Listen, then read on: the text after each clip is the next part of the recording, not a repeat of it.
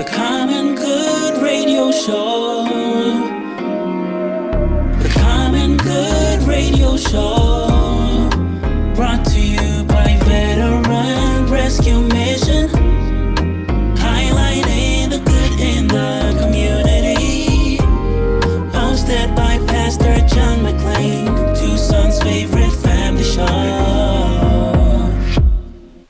And here we are with Hard Conversations. Hey. Brought to you by Pillars and Bridges.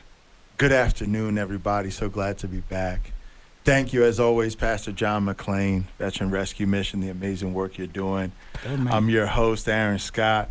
My co-host, Brother Tony Ruffin. How you doing? And this awesome guest that we have with us today, Brother Enrique, coming from Just Communities.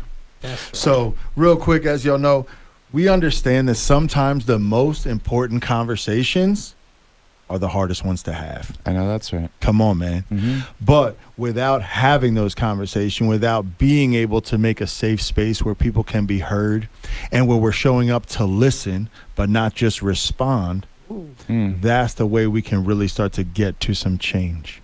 You know, and I'm really excited to hear about Enrique, to hear about and share with y'all some of the great work they're doing there at Just Communities. I know one of the things that stands out to me so much is how y'all saying, you know what, we are here to ensure and uphold the dignity of each individual. That's right. And we recognize that, you know what, punishment is not necessarily the answer to safety, but rather connection, relationship building. You know, and so we're going to get into that more, for sure. But just want to talk with the people a little bit, man, about you. You know, who are you, brother, and why are you doing this work that you're doing? Get to know me a little bit? Yeah, man. All right. Well, I got a hyphenated last name. I'm an only child. I got a pug. My name is Enrique Alan Olivares Pelayo. 33 years old, community organizer here in Tucson, Arizona for Just Communities Arizona. My other hat is as a doctoral student in geography at the University of Arizona. Here we go. My other hat is as a loving husband. The most important hat. Yeah, that's right. the biggest hat. And life's good, man. So I think that, like, what brought me into this work. Right. Let me put it like this, right? You know, and John brought this to my attention. It's beautiful how because he's been rocking and rolling in radio for years and years, but Shout he put out it like to this, John. right? Yeah, Pastor John. We all have this, we're heroes, right? In our own stories. And it's our testimony, it's our life experiences that have brought us to the point that we are, and those stories are very much hero stories. Okay. So what's yours? So as the protagonist of my story, I would say that I have a background coming out of the depths of drug addiction. No stigma attached, no shame attached, because today I field calls all day from people who need my help. Yeah. And I get to help, right? So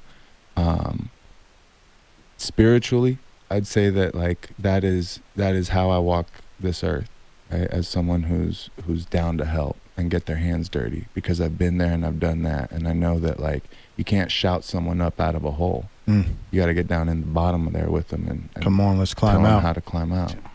I can definitely relate to that, man, because, like, for the longest, I was the villain of my story. You feel what I'm saying? Yeah, So, until I actually came to grips with that, man. You know, nothing that I wanted to do was ever gonna work. So, just understanding that sometimes, you know, to get to being the hero, you actually got to start out and recognize that you're the villain. I appreciate that, you know, that's something that somebody as young as you, man, for real.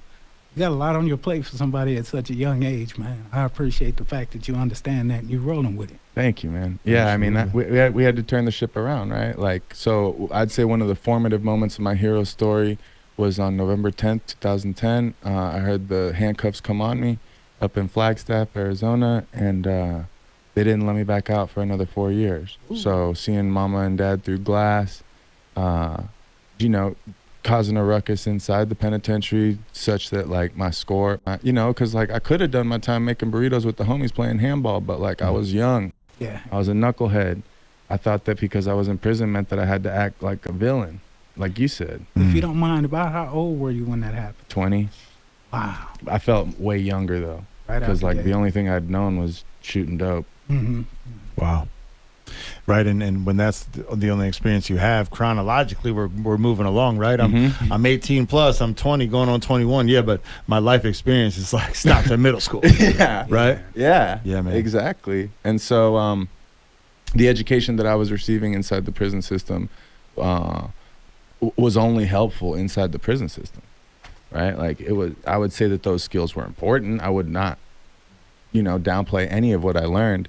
But they're of very limited utility in the free world, right? Like you don't get to just mad dog somebody and eat their lunch at the restaurant. There's a reason why they call it gladiator school. Yeah. That's all I'm gonna say. Yeah. That those are the skills you learn. So Mhm. there's a reason for that. And Man. so, like I got hit when I was sitting in a place called Browning Unit, which at the time was like the end of the road, right? Like do not pass go, do not collect $200. It was like 23-hour lockdown, isolation yard. And like twice a week I'd get cuffed up and taken to a concrete pen and I could play handball by myself if I wanted to. And the rest of the time I just had to sit and think. And so I made a couple promises to myself, like strung out people do every day. Mm. But that was the last one, right? Like that was the last bag. And I was able to keep that, I think, by the grace of God. That's my experience. That's Amen. my Most testimony. And so when I got out of the joint, my mom and dad were there, and the cops had the dignity to unchain me behind the van so that mom didn't have to see me like that, Wow. right? On a full Hannibal Lecter tip, right? Yeah. Like, because they let you out of Browning like rattling Yeah. with chains Yeah. on, and so it was a little stark coming home, but like got into restaurant work, had a great time, man. Caught up on all the things I felt that I had missed out on. Traveled, went to Israel, put my hand on the Western Wall, felt that spiritual connection, like dated, Yeah. got into relationships, got back into school, like, and my life was going well, but like I was missing a part of the puzzle, right? Which for me was a spiritual connection. And so once I found that, things started to really click for me. I was able to like put down, because like I also didn't have respect for like some of the softer substances that are legal. Right. I was like, I'm never doing that other stuff. Yeah. But this other stuff seems fun, sophisticated, right? Mm. So when I was able to finally put that other stuff to bed too, and recognize that for me, I'm on a path of total abstinence, that's when things really started to click for me. So I'm sitting on the couch in the pandemic, scrolling Facebook, and I see American Friends Service Committee is hiring a reframing justice organizer. Lived experience is a plus, right? Well, that's what the folks call like ex-cons, right? Like ex-con, ex-drug addict. You got lived experience. They put a premium on that. And so, I got the job. I got the spot. And I was working under the supervision of Dr. Grace Gomez, who taught me like so much of what I know about working in community, about rootedness, about fostering connection. And our exec was Caroline Isaacs, who y'all have met. Yeah. And so that work was storytelling work, it was organizing work, it was legislative advocacy work, and as the mission has changed, then so too has my work, right? Up until the point now where, I manage and organize the largest outreach mechanism for expungement outreach in the state of Arizona, right? Under Proposition 207. Okay. Like blaze up 420, right? Like That's it's right. legal now, That's right. so like I don't have anything against it whatsoever. Like every single dollar spent, part of that goes into justice reinvestment. Every legal cannabis recreational tax, part of that goes to law enforcement, and part of it goes back into the community. So smoke them if you got them, right? It's about that time. That's it. And we have people from Flagstaff to Nogales that make sure that people know that expungement, the only legal road to get rid of a charge in the entire state of Arizona, is focused solely on marijuana. So you can't get anything else off your record in this state, but you can get possession charges off your record. You can get miscellaneous paraphernalia charges, and that work is happening statewide through a coalition of free legal services. Okay. And then my other work, the work I'm very excited about, are called community safety incubator projects. Yeah. Now these are funded through the same monies, justice reinvestment monies. It's a grant, and like boiled down in a nutshell, like I go out in the hood and I talk to people who are down to like work on something that they feel is important to them, and I make sure that they get paid, and I get that project squared away alongside them, right? I don't parachute in and tell people what's important to them. They tell me what's important to them, and then we figure out a plan to make that happen. Yeah. Yeah. Well, let's talk about that more when we get back from the break, particularly the Community Safe Incubator project. And just for those who want to get a hold of you and plug in, how can they contact you? And we'll talk about more after the break. Okay, sounds good. Well, tell how they let can us get a know. hold Oh of yeah, you. how they can get a hold of Yeah. me? Right. So the most simple way is Enrique at JustComAZ. That's all right, right. that's my email, and then you'll be talking right to me. That's it, man. And what's the website for JustCom? JustCommunitiesArizona.org. Nice. Okay. Awesome. Thank you so much for being here. We're getting ready to go into our break. I will be back with you shortly, and we'll be hearing more about the community safety incubators with Just Community Arizona. Thank you. The Common Good Radio Show. The Common Good Radio Show. Brought to you by Veteran Rescue Mission. Highlighting the good in the community. Hosted by Pastor John McClain, Tucson's favorite family show. And here we are. With no further ado, We're back. getting right back to it. And so if you weren't able to catch the first part of the show, you're here with the Hard Conversations brought to you by Pillars and Bridges. My name is Aaron Scott. I serve as your host. My brother Tony Ruffin is holding it down with us, man. Pillars and Bridges. Pastor John McClain here for the Common Good Radio Show, and the leader, the fearless leader of the charge there to I'm plenty afraid. to help houseless veterans, Yeah. right? A transition center that's changing lives there, the Veteran Rescue Mission. Bless But her. today, right, we're talking with Brother Enrique. Yes, you are. Some of the amazing work that he's doing with Yeah, I Just am. Communities. Yeah, like I'm happy to brag a little bit, right? Yeah, man. Because Yeah. like this work is dope. Yeah. And I can vouch for it. I can say that like the work that we do is grassroots organizing at a level that like, because there's mistrust in these communities. Like how many surveys have they filled out from people wearing lanyards, right? Come on. And like it's not hate. It's just like those experiences happen, and that mistrust is real. And so it's not me telling anybody what time it is as far as an incubator goes, right? And if you want to make a change and you avoid the fact that mistrust is there, now I don't trust you. Well, yeah, it goes from a hard conversation to an awkward conversation, right? Like, or like a no conversation, Yep. right? It's like, okay, so you're not here to listen to me at all, right? Like you're here with an idea of what would make us better, and you're going to implement it whether we buy in or not. So I'm gonna come eat the donuts, drink the coffee, and then not do anything. And go right? ahead and then about my day. Exactly. But we're gonna get a little bit into this, man. You know, obviously we're definitely gonna have you back. We know we have some way deeper conversations to get into, but we want to make sure that the community knows about your safety incubator, community safety incubator. That's right. Initiative. Yeah. So why are you doing this, and what are y'all doing with that? Okay, so the model is that people know what keeps them safe, right? Okay. And that that safety is like a qualitative feeling. It's something that you feel in yourself when you're out in your neighborhood, right? Even if you can't explain it. Even if you can't explain can it. feel you know it. what it feels You like. know what it Okay. feels like, right? Like you know it when you see it. Like how about this for an example, right? Kids playing in the park, right? Barbecues, people knowing their neighbors, folks like caring and waving at each other, right? When they're walking and interacting in the neighborhood. Mhm. Now the neighborhood might be poor on resources, but it can be heavy on safety and That's right. dignity, right? Mm. And it's not for anyone from any other part of town to come and tell you if it's safe, right? Like Northside looks different, right?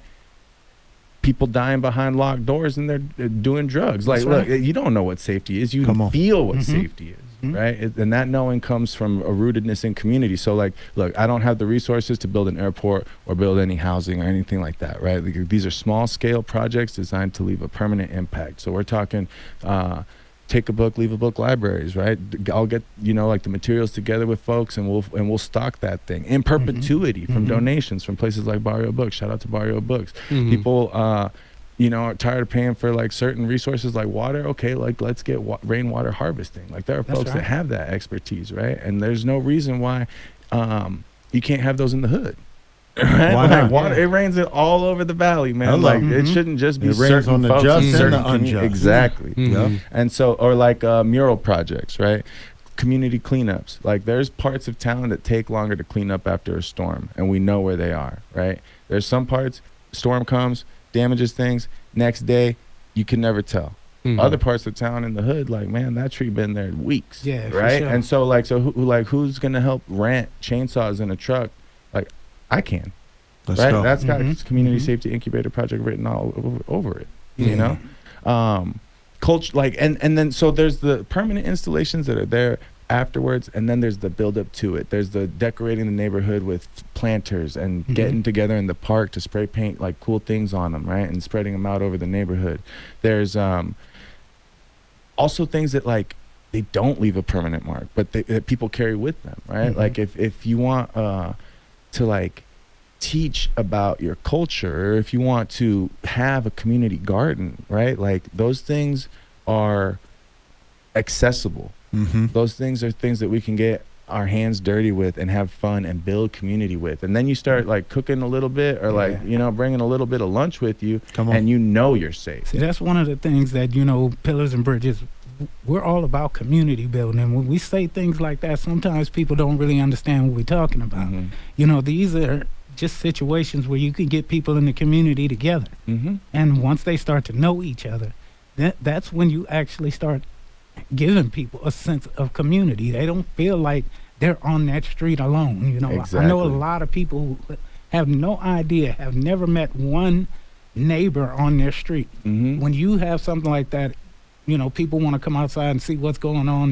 Now you're starting conversations. Exactly. And that's one of the things that we're the biggest on. So getting people to understand that, man, I appreciate you guys doing that kind of thing. Mhm. I'm really encouraged when you're talking about even this storytelling, even getting into some of the like cultural history, Mhm. getting into some different ethnicities, some different groups of people, but being able to share their stories, pass these things on to the next generation. Mhm. Being able to know your neighbor by name Mhm. Man, and look them in the face. Mhm. That brings something different, and it may not be like, to your point, that permanent fixture. Yeah. Yeah, but that's permanent in my heart Mhm. and in my mind. Mhm. That's Brother Enrique. Yeah, he lives up the street around the corner. Mhm. Boom, and he does blase blah. Exactly. But I know that, man, and then I'll Mm. see him in the store, and I'll see him in these other places, and it's those relationships that really keep us safe when it comes down to it. Absolutely. And look, like, I get it, right? Like there's a certain knee-jerk reaction about like, man, that's corny. All right? Like that won't work. Appreciate But, like, that. Call that out. You That's know, okay. but like I'll tell you straight up, like it's way harder to shoot at somebody you know.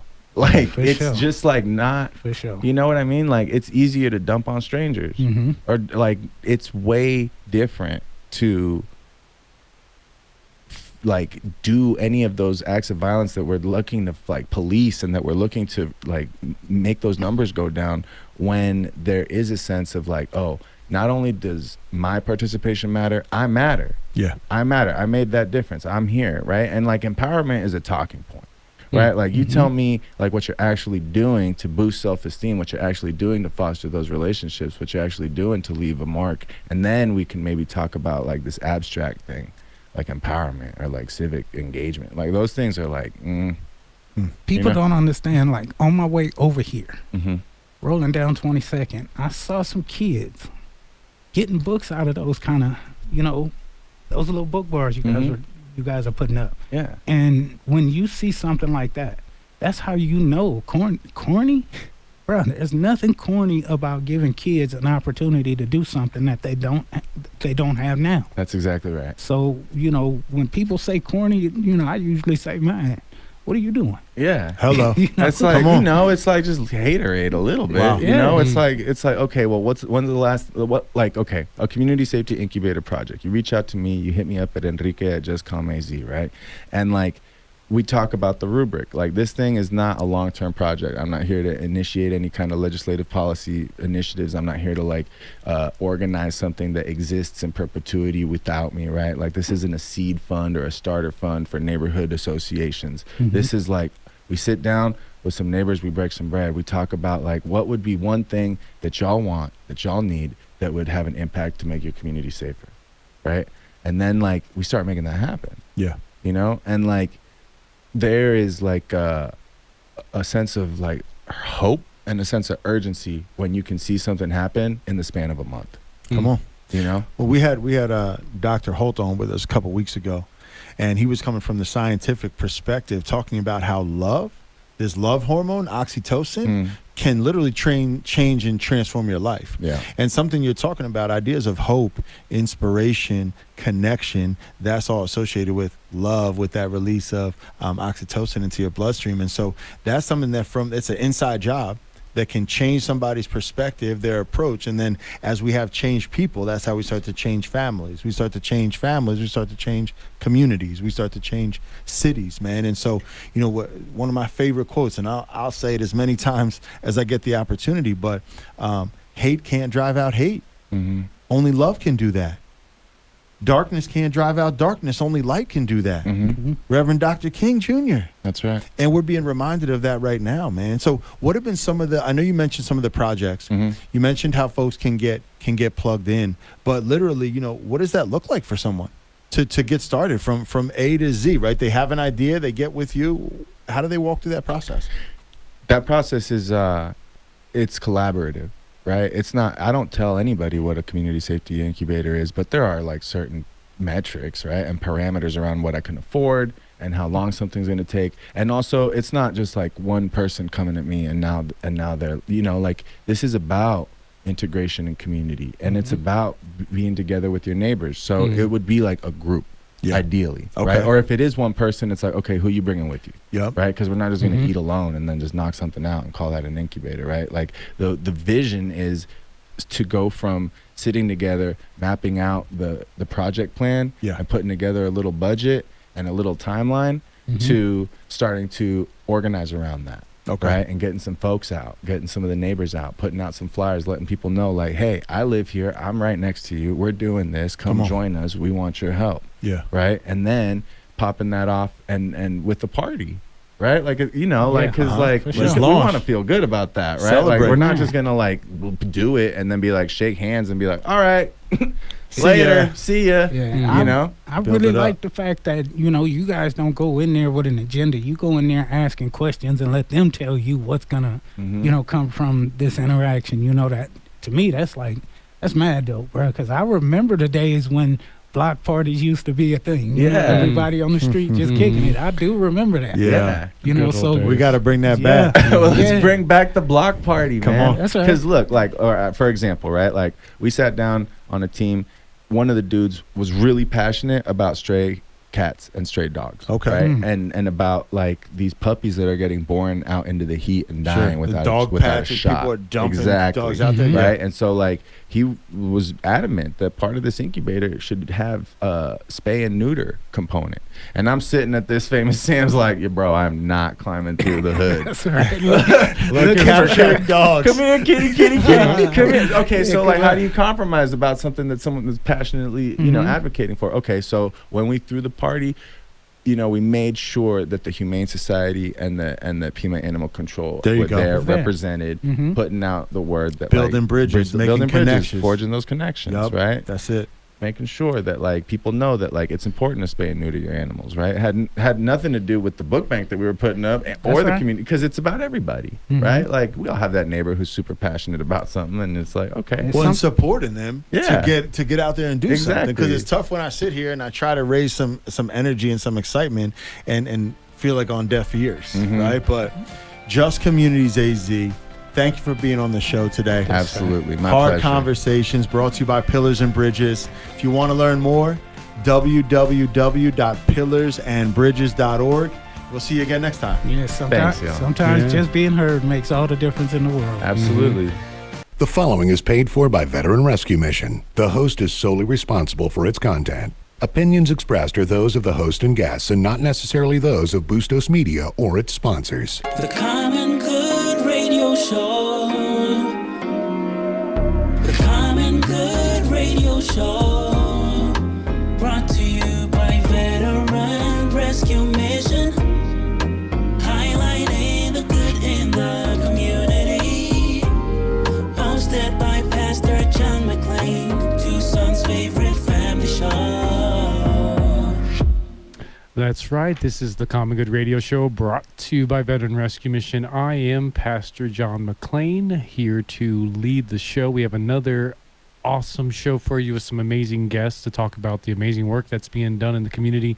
This is the show highlighting that good in the community, but this would not be the Common Good Radio Show if I did not give grace to a very amazing God that makes it so we can all be here today to bless your eardrums with our voices and tell you about the good that's happening. And I like to do that usually with the Lord's Prayer, and it goes a little something like this. Our Father who art in heaven, hallowed be thy name, thy kingdom come, thy will be done on earth as it is in heaven. Give us this day our daily bread, and forgive us for our trespasses as we forgive those who trespass against us. And lead us not into temptation, but deliver us from evil. For thine is the kingdom, the power, and the glory, forever and ever.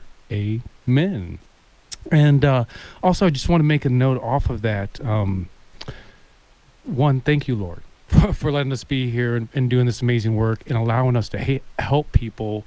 As I was talking about with Renee, one of our guests before the show, to be able to help veterans and to try to chip into the veteran suicide and to help those that are most needed.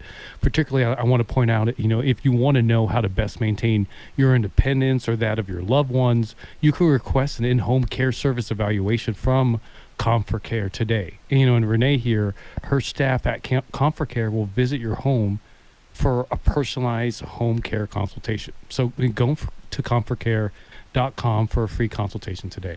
But we'll talk more about that with Renee here in a minute, and she'll definitely fill us in. But before we get into that, I want to speak with a new buddy, and definitely I want to say one of my top 100 best guy friends.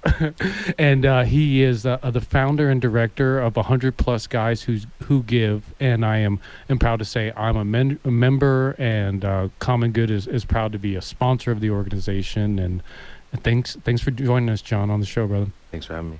Yeah, absolutely. So I guess, we've had you on the show, I think right before we did the last big give.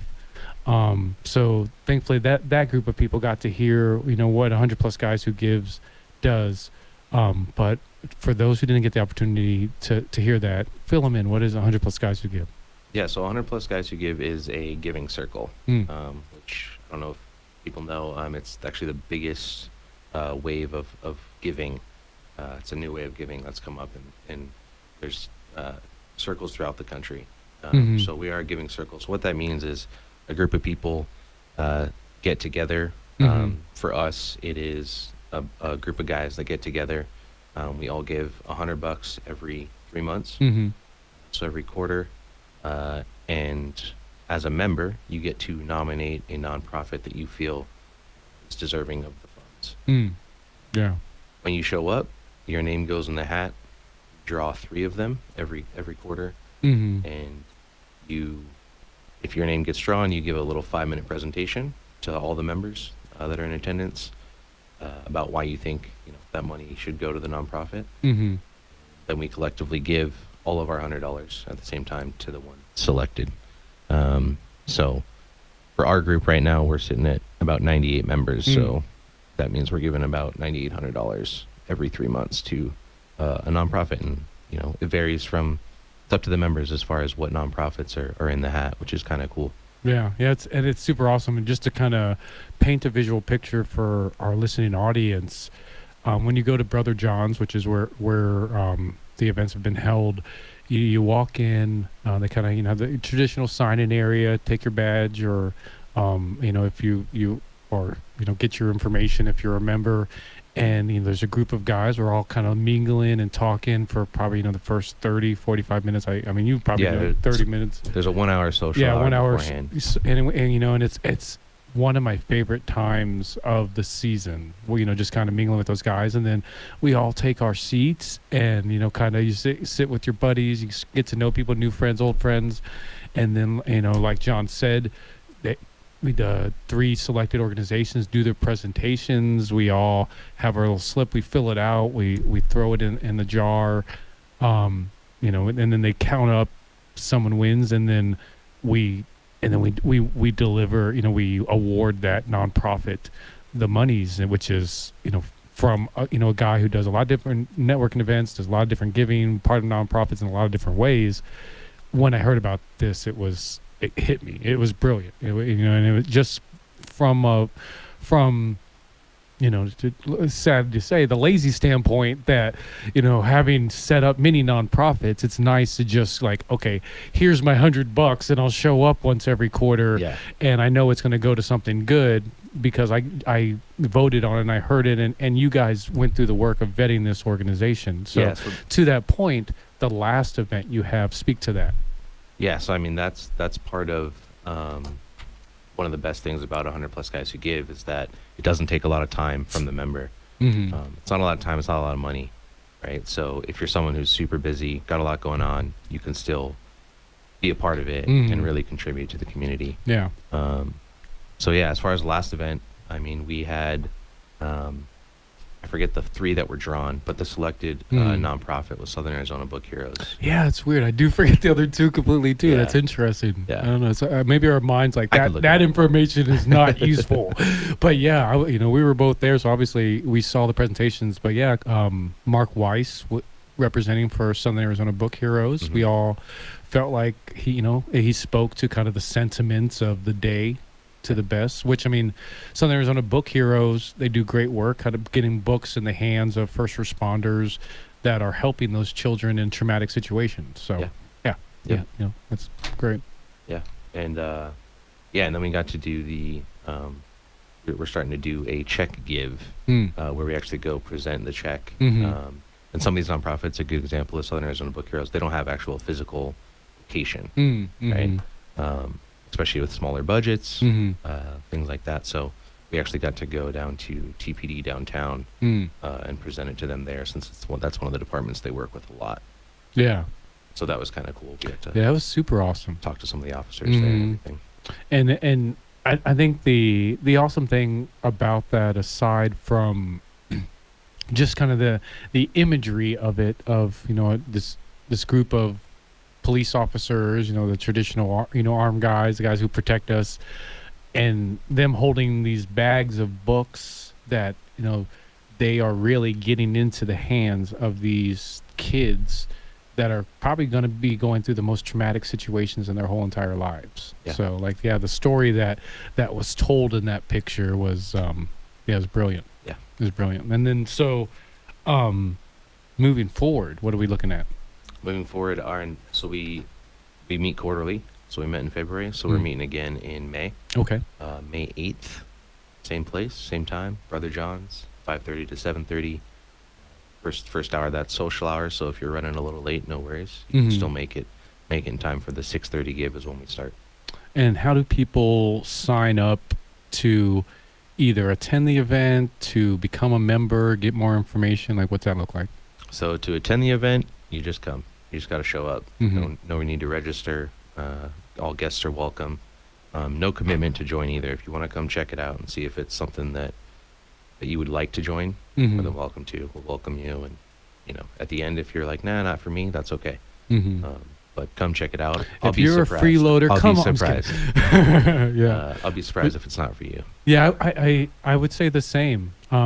Just because, I mean, I was sold even before I got there, because I was referred by a friend who kind of explained to me just what you just explained. And if that's what you're looking for, it meets it checks off every single box. So Yeah. I appreciate you doing that. And also, I guess, if, for the members or for people that are involved that want to put in a nonprofit or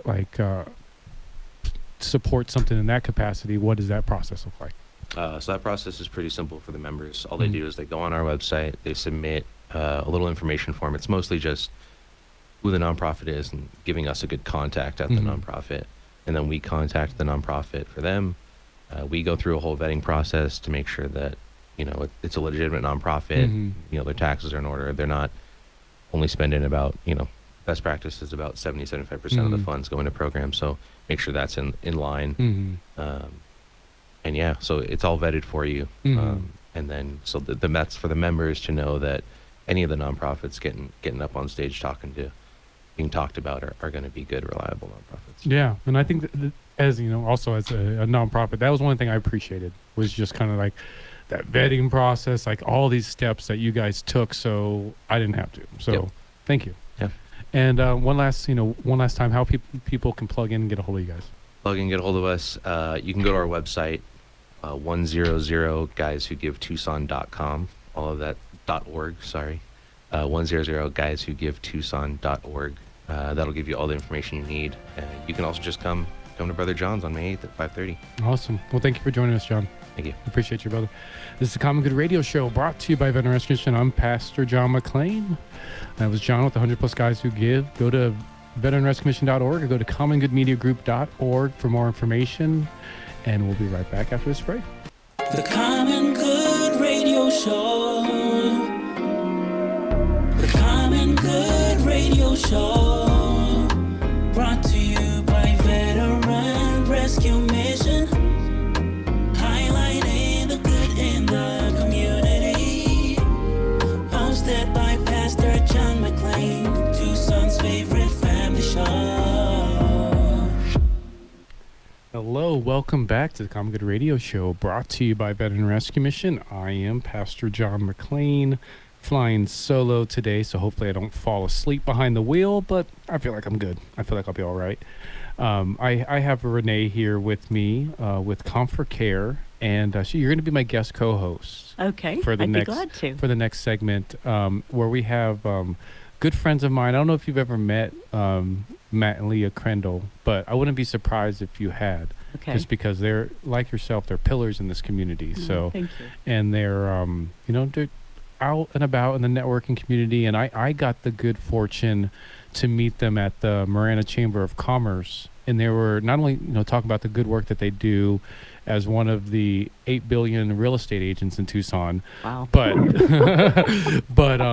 they work with an organization called Homes for Heroes, which helps with down payment assistance for veterans and first responders, I believe. And then they also created a program called Hero Breakfast, which once every quarter takes heroes, whatever you think that is, not what I think it is, to breakfast to thank them for their service. Oh, that's wonderful. Yeah. So thank you, Matt and Leah, for joining us.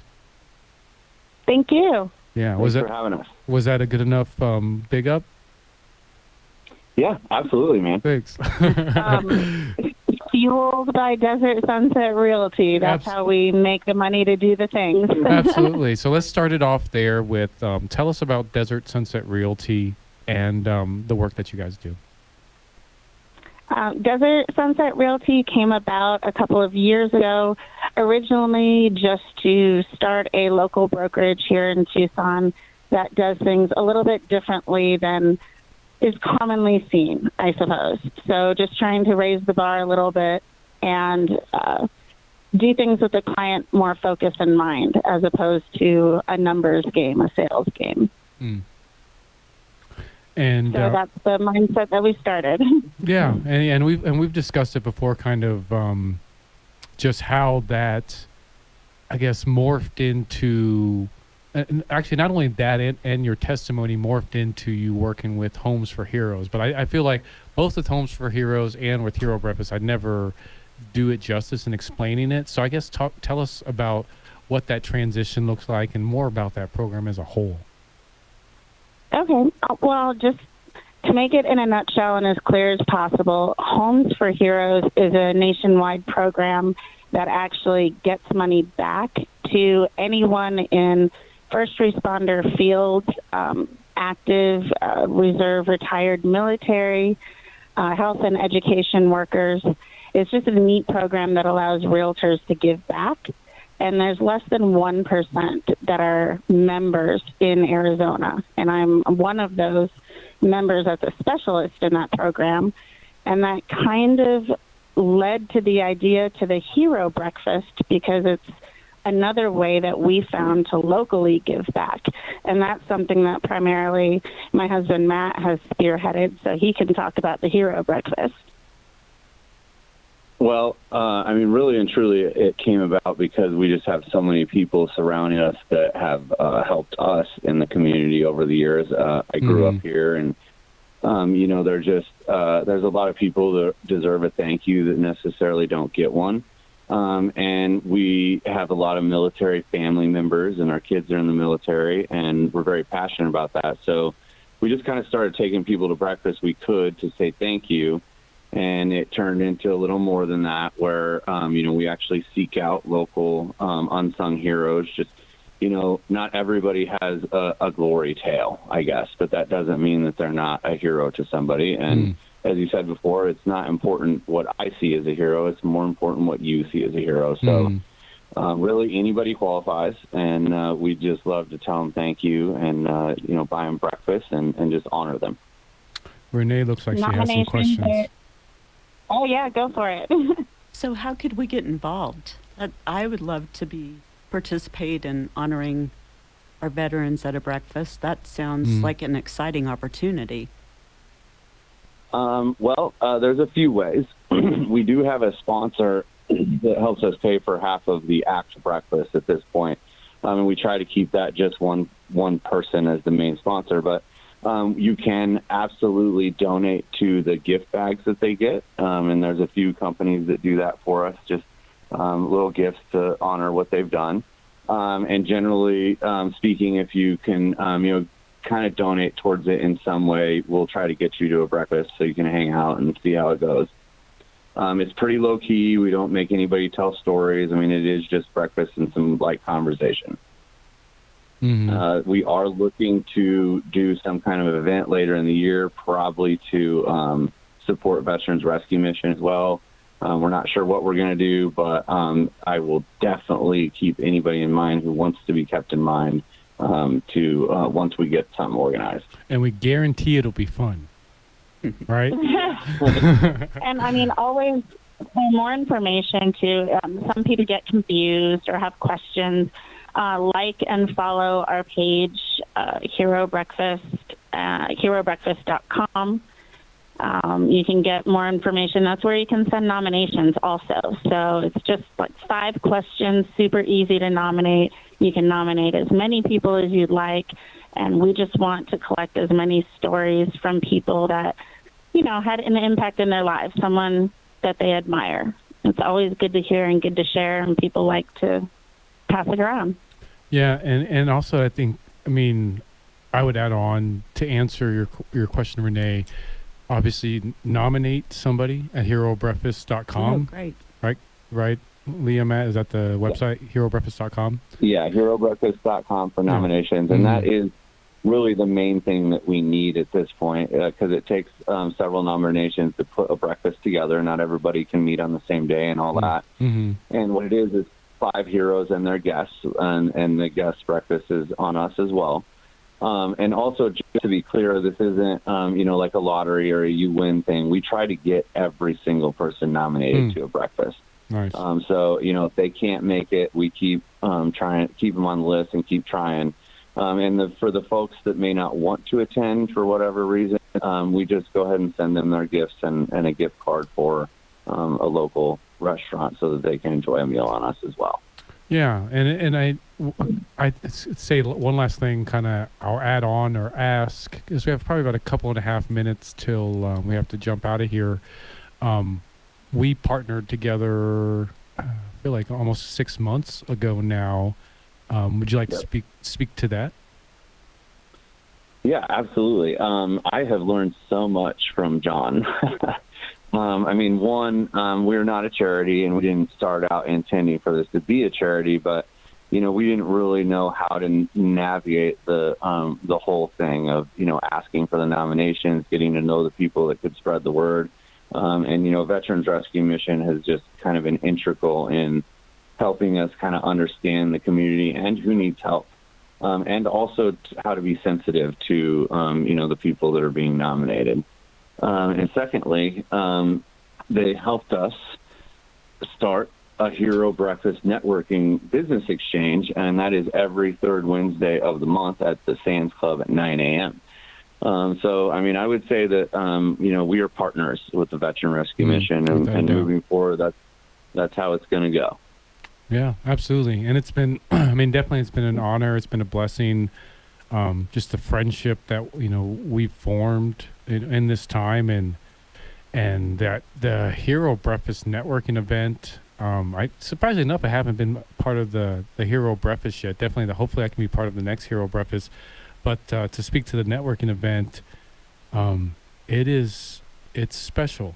It's special. And Renee, I'm sorry that you missed this last one that we had, but definitely, hopefully you get to be part of the next one, because it's unlike any networking event you've ever been part of in your whole entire life.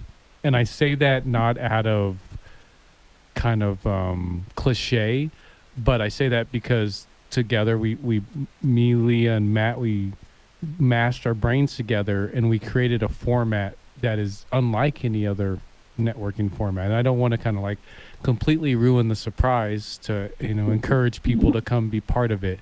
But it's, I think based off of it, it gives an intimacy and a comfort and almost like a communal feel, unlike most networking events. Wow. Yeah. I agree. There's a lot of love in the room, and I mean, you can't say that for most networking events. Yeah. That's special. It is. So one last time, I'll let our listening audience know how they can get a hold of you, Leah, Matt. Well, you can get a hold of me, Leah, for any questions about real estate, the market, changes in commissions. That's a new interesting topic. My number is 520-404-6869, or you can always just go to DesertSunsetRealtyTucson.com, and all of my information is there also.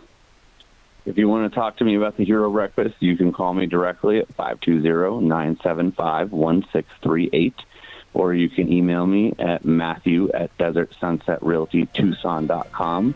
But please nominate a hero at HeroBreakfast.com. Thank you so much, Matt. And we invite you, the listening audience, to join us every Wednesday at the Arizona Sands Club at 9 a.m. for a networking event, but to include the third Wednesday of the month with the Hero Breakfast. The Common Good Radio Show. The Common Good Radio Show. Brought to you by Veteran Rescue Mission. Highlighting the good in the community. Hosted by Pastor John McClain, Tucson's favorite family show. Hello and welcome back to the Common Good Radio Show, brought to you by Veteran Rescue Mission. I am Pastor John McClain, and I get the pleasure and honor to highlight the good in the community every single month.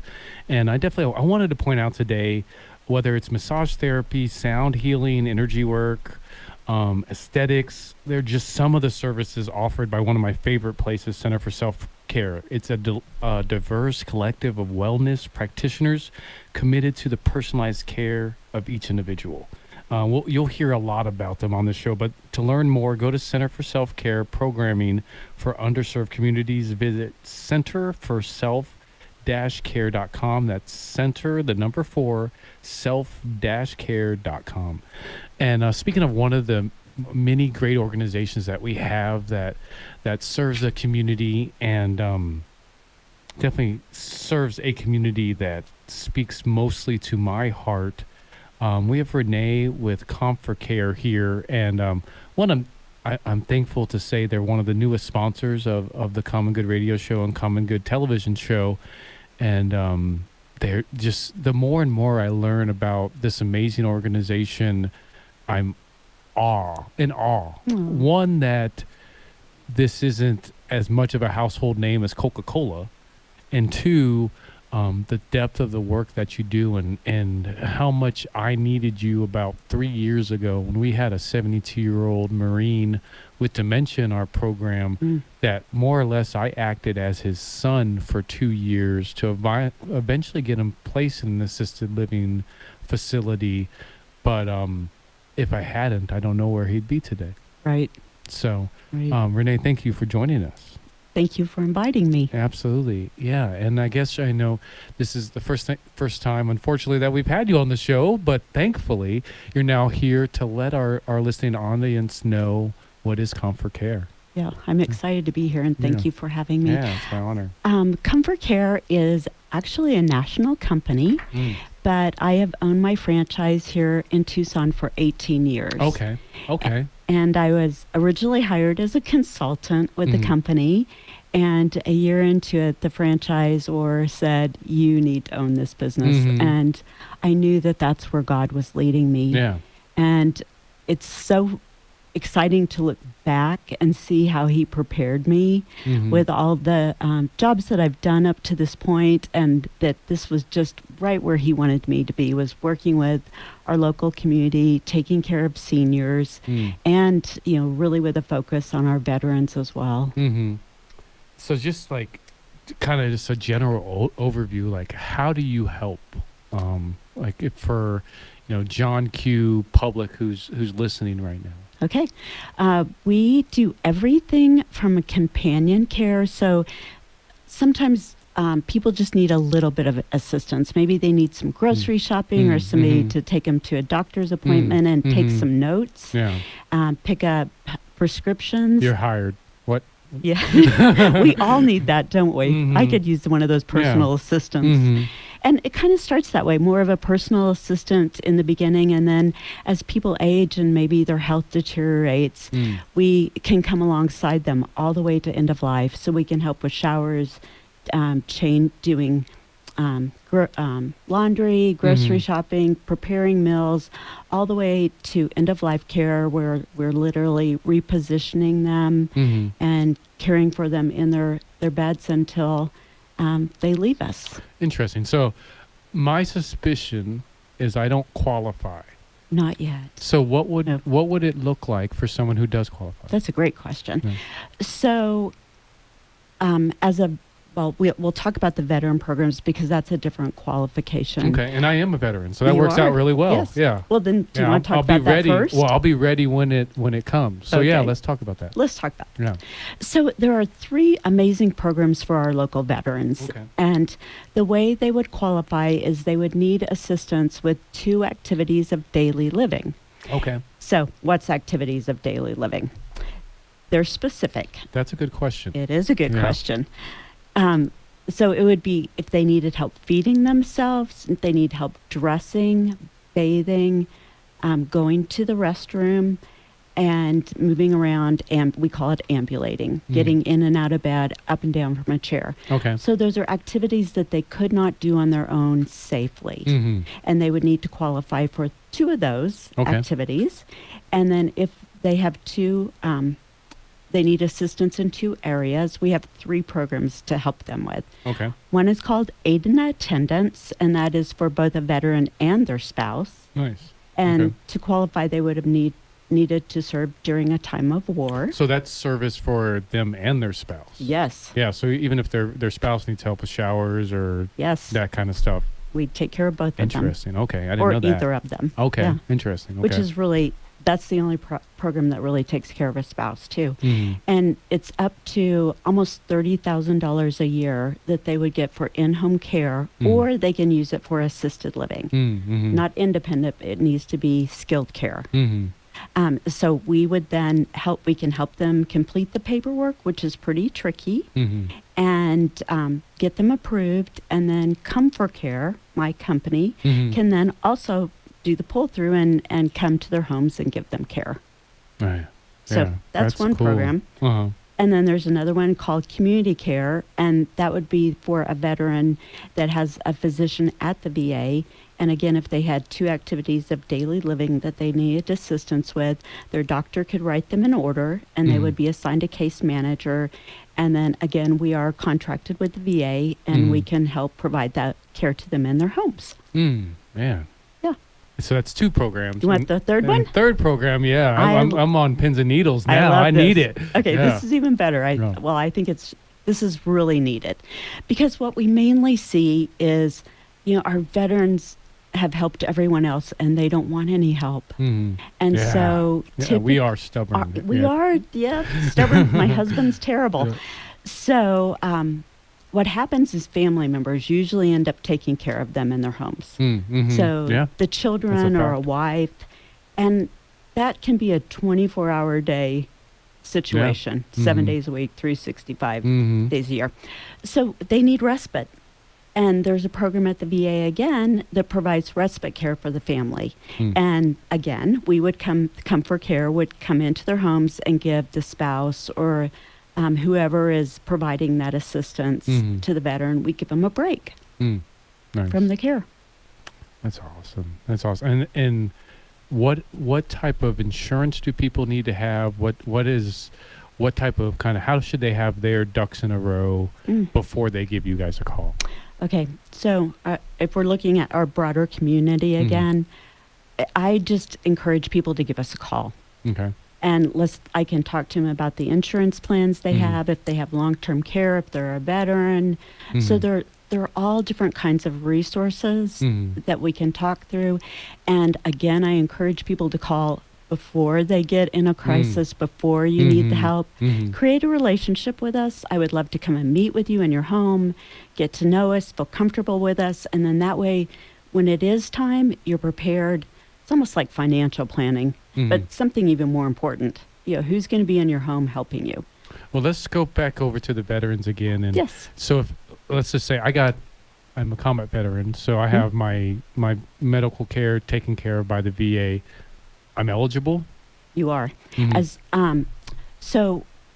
there are two of the programs. You have to have a physician at the VA that would Okay. write the order. Mm-hmm. And then the aid and attendance, you do not have to have a physician at the VA. You can be with your general Yeah. physician in the Okay. community. Okay. Nice. And then for those who want to get a hold of you, what's the best way to contact you and plug in? I would encourage you to call my cell. Okay. I'll make it easy. 520-906-5041. 906-5041. Or you can go to our website, www.comeforcare.com, but it's spelled kind of unusual, C-O-M, no E, F-O-R-C-A-R-E. Mm-hmm. Yeah, and definitely check them out on Facebook. Certainly, you'll be able to catch them here once a month. Go to the CW every Sunday at 9:30. You'll be able to catch their episode real soon. We have networking events every Wednesday. I've been seeing Shanna, regularly at the networking events, and that's been super awesome. So definitely go to comfortcare.com, check them out, call 906-5041, and definitely talk to Renee.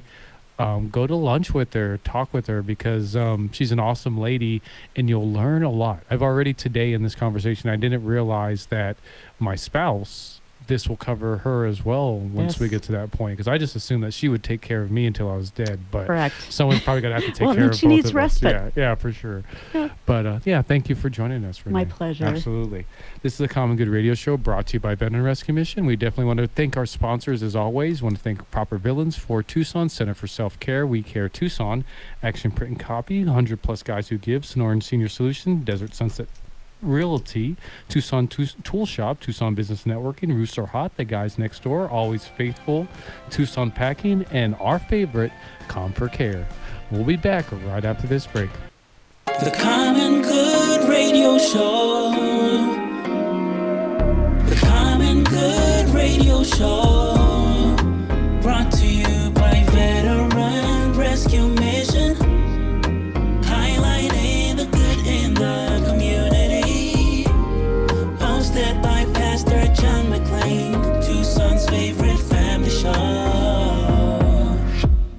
Hello and welcome back to the Common Good Radio Show, brought to you by Veteran Rescue Mission. I am Pastor John McClain, and I get the good pleasure of highlighting the good in the community every single week. And speaking of one of those, many amazing good things happening in the community, we host networking meetings at the Arizona Sands Club every Wednesday. And if you don't know what the Arizona Sands Club, it's in the football stadium at the University of Arizona. So it's like this restaurant overlooking the football stadium and looking at the mountains to the north and the south. And it's such a pleasure and honor to, one, just to be able to be part of the Arizona Saints Club and that membership, but two, to be able to host a networking event there every Wednesday. And if you're not part of the thriving networking scene in Tucson, I highly invite you to be part of it, because there's some really cool people, really cool businesses, real cool organizations out there in Tucson that are doing some really amazing work. And this week we put on the Heroes Breakfast alongside Desert Sunset Realty and the group Hero Breakfast that does, we spoke to earlier in the show, that does a quarterly breakfast to reward our local first responders and just heroes in general for their work they do, and thanking them for their service. But to go the extra mile, we partnered with that group, Veteran Rescue Mission and Common Good Media Group, partnered with Desert Sunset Realty and Hero Breakfast to create Hero Breakfast, networking breakfast, and business exchange. And I mean, funny enough, to kind of just not to go on too much of a diatribe here, but I never been a big networker in my life. And I'll introduce in the associate producer of our show, the Common Good television show, Danny Blancas, to talk about what his experience with it. And just like, particularly, I think I'm now introducing you to kind of this networking world and this maybe a new scene that maybe you're not as used to, you're not used to just in general. But so far you seem like you like it quite a bit. So I guess kind of from your lens, describe to the listeners, what is the Hero Breakfast? I was greatly surprised at being invited to the Hero Breakfast in general. Working with you has been great, and just to speak to it was a great networking event with people that I've not seen, not had the opportunity to meet, different walks of life. And the main goal, which was interesting, was each person there had one goal, was to help the community. They all had different ways they were doing it. They all had different ways they were making money to help the community. But it was amazing to see them all gathered together. And it was a nice breakfast as well. Good coffee.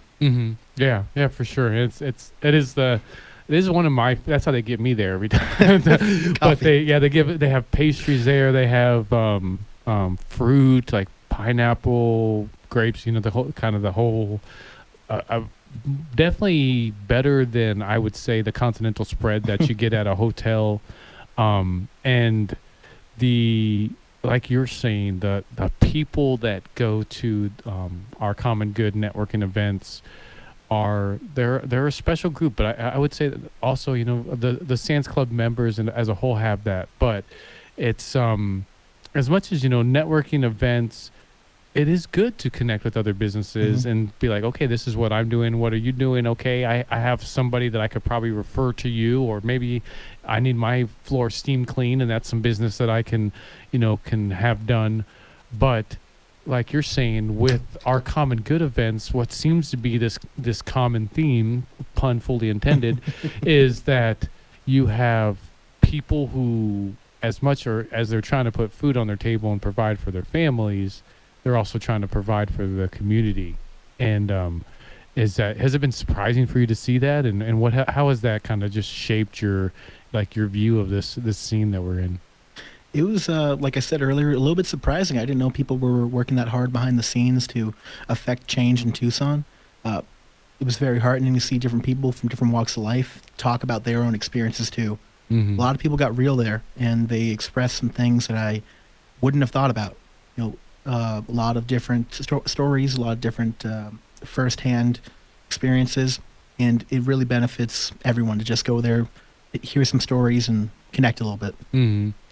And I guess today at the Hero Breakfast, we had Aaron Scott, or this week at the Hero Breakfast, we had Aaron Scott with Strengthening Communities, speaking about a event they have coming up in late April 27th. I'll actually be speaking at it, and I'll be participating, and it's about kind of mentoring and teaching young men the different skills necessary, or just the different skills that we, you know, as men have learned, and developing and becoming, you know, good character men. Mhm.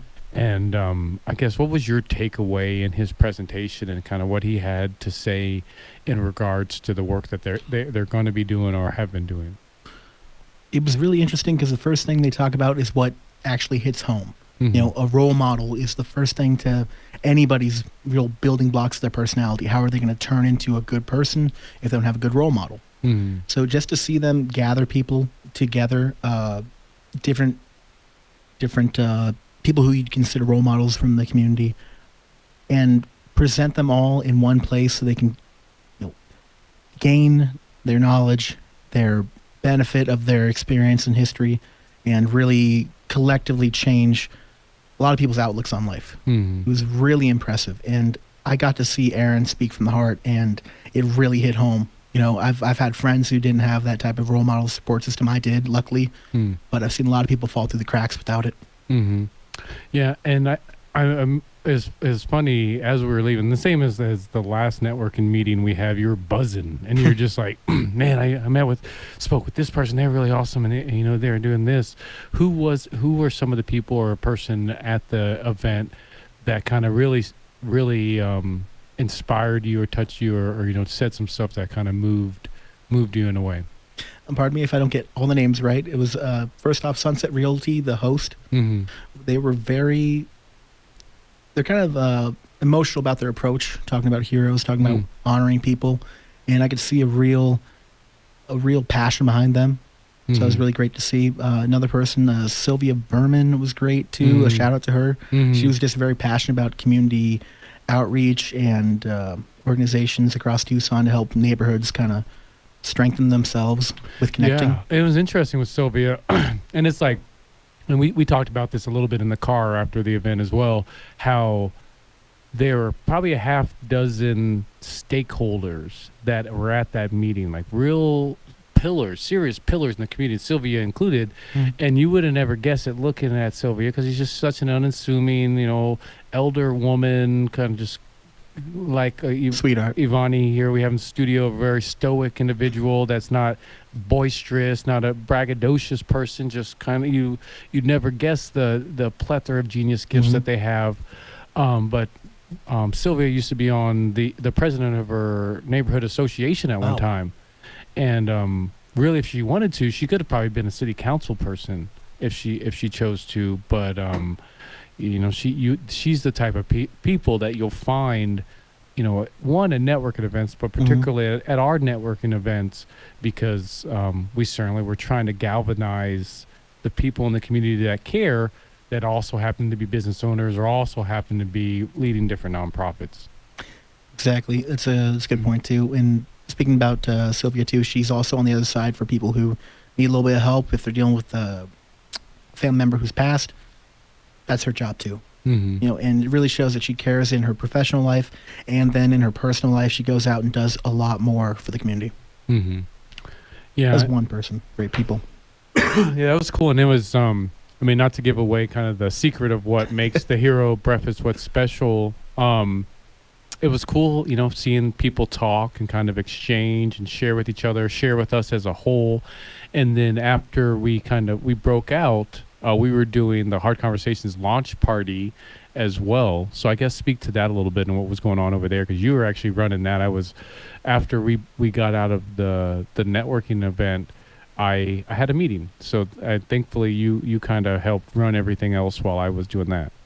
Yeah, a bit of back and forth with them. Aaron, obviously, he had an idea of how he wanted to kind of launch that. I think we're calling it a podcast. We kind of did a live stream with it too. And it was just great to have a conversation one-on-one with somebody on camera. I saw them kind of light up and open up a little bit more talking to Aaron. A few different people were on there. I think it was, I had my noteboard. I wish I had my we had clipboard Sharon Stewart, we had Sylvia Berman. And Krista. I have no idea. But Krista, let's just call her Krista. Great. She's a lot of awesome. passion. Yeah. She was actually Matt, who is one of the hosts of Hero Breakfast, his sister-in-law. Oh, terrific. Yeah. So it was really great to see them just have a one-on-one conversation, kind of away from all the eyes of the room, but we still got to see it. Mm-hmm. And they opened up a little bit more. I saw them laughing, joking, and it was great to just see them smile and open up about what they really care about. Yeah, yeah. And I guess from the event, I mean, just you, Danny, Mhm. what's your big takeaway from the Hero Breakfast and kind of moving forward? How has it, or maybe will it shape kind of how you move from this point? Well, first off, it has absolutely broken me out of my rut, which is great too. Mm. Like you said, I was buzzing this and the last time I was there because it was just a lot of great energy in the room. Mm-hmm. So just building off that, it allowed me to open my eyes a little bit more, see what's out there for my community, and see how I can get involved personally. Because I care about this town. I've grown up in this town. Mm-hmm. And one thing I've neglected to do is really go out there and help out as much as I can. And they showed me that I can do that. For sure. And thankfully, with the Common Good Television Show, we have your help and helping the with the production and the stuff that we do for people that maybe need assistance and other things. How can they get a hold of you? You can reach me through my email, DannyJB28@gmail.com. You can give me a call if you want to talk about how you can work with us or work with Pastor John at 520-460-9427. And I'll be happy to take your call if you just want to have a chat or maybe sit down for lunch. Awesome. Well, thank you, Danny, so much for joining us, brother. Thank you. That's Danny Blancas with the Common Good Television Show, one of our many amazing associate producers. We want to thank our sponsors, as always, Proper Villains, JDB Media, For Tucson, Center for Self-Care, We Care Tucson, Action Print Copy, 100-plus Guys Who Give, Sonoran Senior Solutions, Desert Sunset Realty, Synergistic Self, White Stallion Ranch, Bukowski Law Firm, Tucson Tool Shop, Tucson Business Network, Roofs Are Hot, The Guys Next Door Radio Show, brought to you by Picture Rocks Cooling, Heating, and Plumbing, Always Faithful Home Inspection, Levity Wellness Center, Tucson Pack and Ship, and Comfort Care. All that and more next week. Thank you for listening. Don't forget to wash behind your ears. The following is paid for by Veteran Rescue Mission. The host is solely responsible for its content. Opinions expressed are those of the host and guests and not necessarily those of Bustos Media or its sponsors. The Common Good Radio Show. The Common Good Radio Show. Brought to you by Veteran Rescue Mission. Highlighting the good in the community. Hosted by Pastor John McClain, Tucson's favorite family show. Welcome. This is Tucson Church Radio. I am Pastor Terrence, your pastorpreneur. Welcome to our show. We have the maestro, Mr. Pastor John McClain. I like that. I'll take that. Maestro, sure. right? Yeah, I'm for sure. learning Espanol, so I'm Nice. learning the word. Yeah. We have the executive director of Operation Prosperity, Mr. Martin Walls, and he's going to tell you a little bit about his guest on today. But Pastor John, what's going on, man? Glad to be on the show. Living today. the dream. I'm sorry that I wasn't here last week, but you guys did a great job. I mean, as I knew, you only flew co-pilot up until last week, but you're a great pilot. Listen, man, what you do is just step into the gifts that God's given you, and when you do that and you just do it into service to God, then God allows you to do what you do. So we're excited about what God is doing. Yeah, so, absolutely. Yeah, absolutely. So, Mr. Martin, tell us about your guests on today. We're excited to have. Well, today we have one of the oldest established tattoo shops in Tucson, owned by Dennis Dwyer at Ancient Art Tattoo, which he also happens to be a great brother in Christ. He's gone to seminary, but I don't want to steal his thunder. I'd rather him tell his story. Awesome. So I'll go ahead and let you start the process of. Let's get to know Mr. Dennis today. Well, welcome, Dennis. How you doing today? I'm doing very well. Great. Well, would you like to share your testimony with us today? How did you end up in Tucson? From this morning?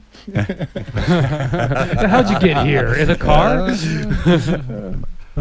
I came to Tucson in 1976, and it was pretty much a forced move. Okay. I was living upstate New York and New York City, and I was in an environment of an outlaw motorcycle group. And so my life wasn't really likable, and everything was catching up on me. Right. And I was raised in a good Christian home, good Lutheran Christian home. My grandmother was from England, and she taught me the Bible, and the Bible's stories, and I grew in that. And then in the 70s, I had was in the environment of the United States that Vietnam was pretty active, and I was graduating from high school. Yeah, and what you told me what branch of the service I were was you in the United States Naval Seabees. Oh, wow. Thank you for your service. Yeah, that was a special unit. Yes, thank you for your service. And I didn't sign up to get in the special unit.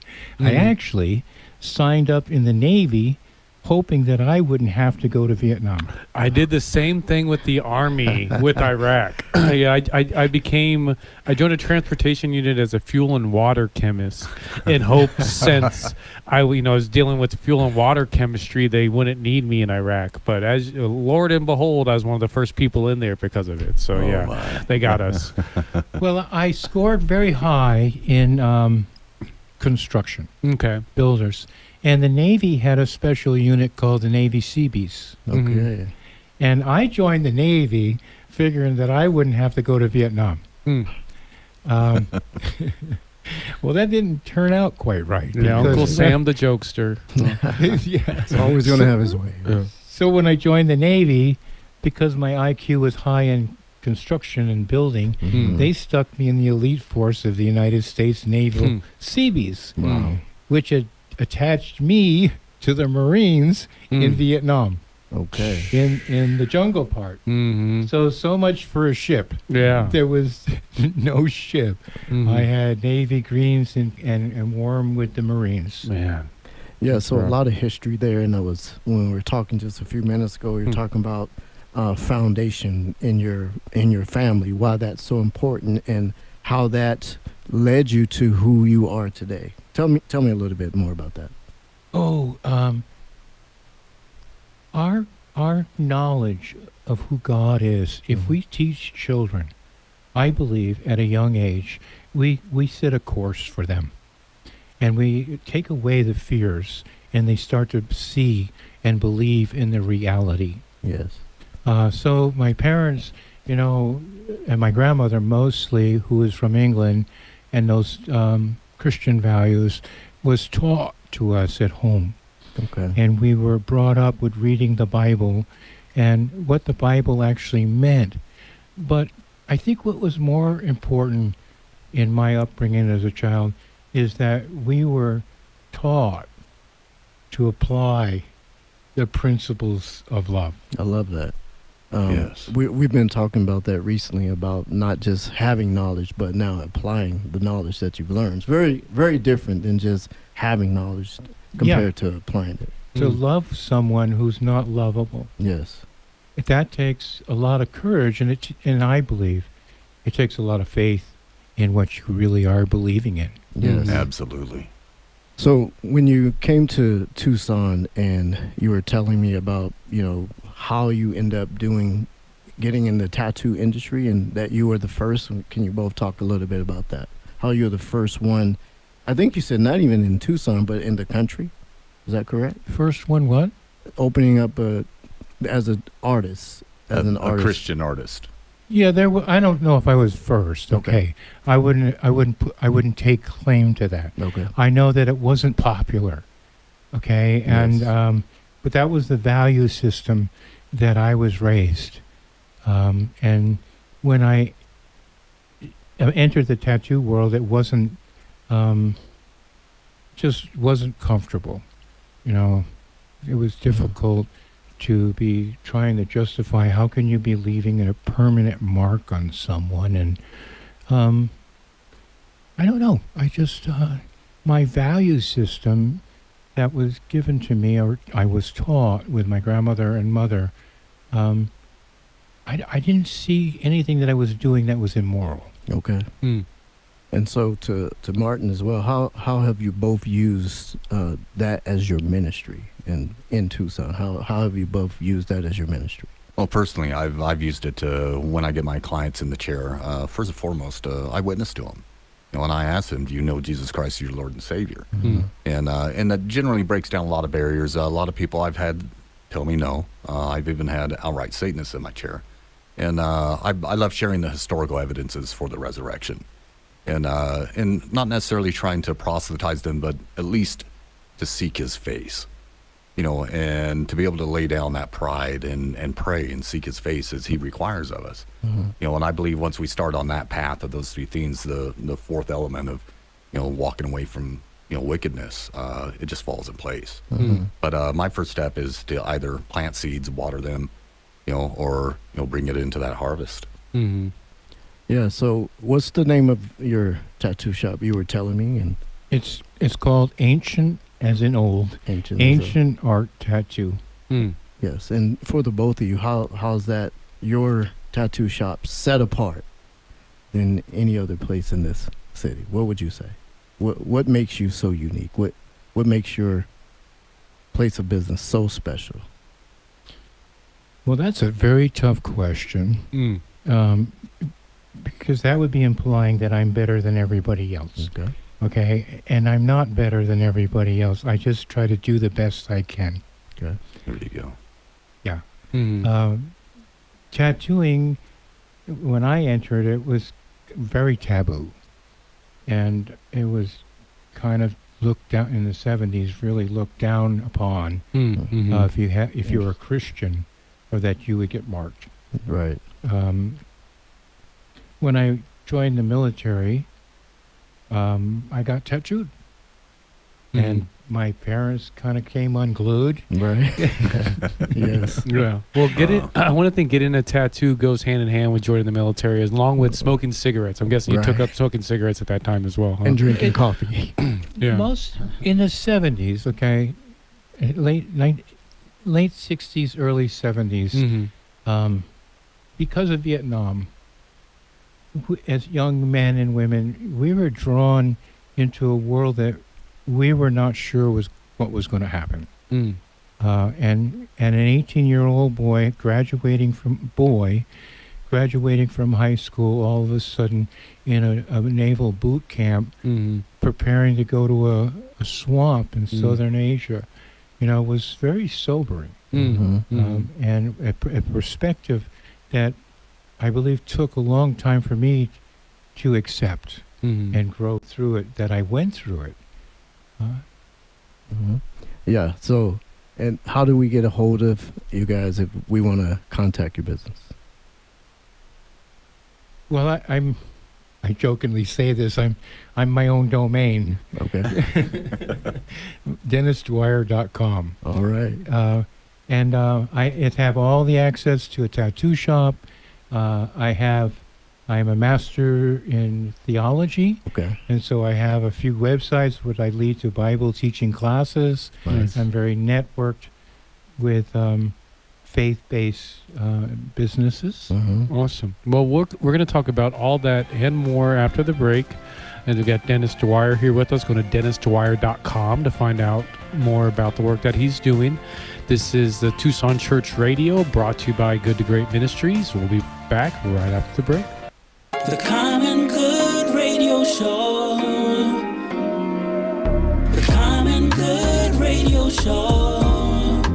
Brought to you by Veteran Rescue Mission.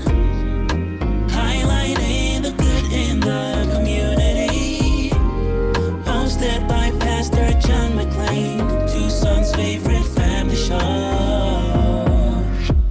Welcome back. You're listening to Tucson Church Radio. I am Pastor Terrence, your pastorpreneur.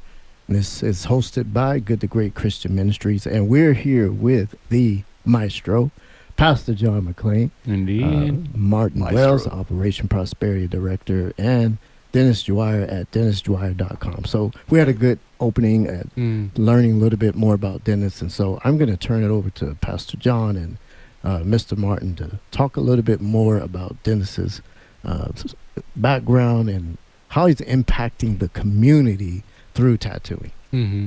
Yeah, I'm definitely interested. I mean, it just whether it's the work that you're doing, Martin, or I mean, just the idea, because like you're alluding to, Dennis, I think through just the church community, we're taught that tattooing is a sin. Yes. You know, and it's weird about, you know, just in biblical teachings, you know, and the interpretation that one different mind may have in the other. There isn't like there's really kind of like a list of the 1,000 sins, and you read this list and you know this is one and this is not one.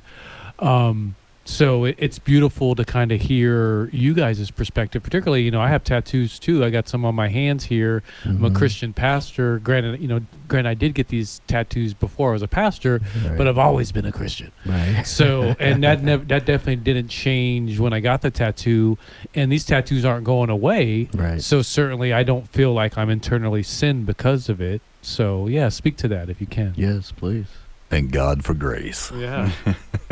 You know, that we are saved by grace, by faith, you know, and not of our works. Absolutely, it's of the flesh. And, you know, things that are born of the flesh are not pleasing to God. You know, but the message still needs brought into the dark.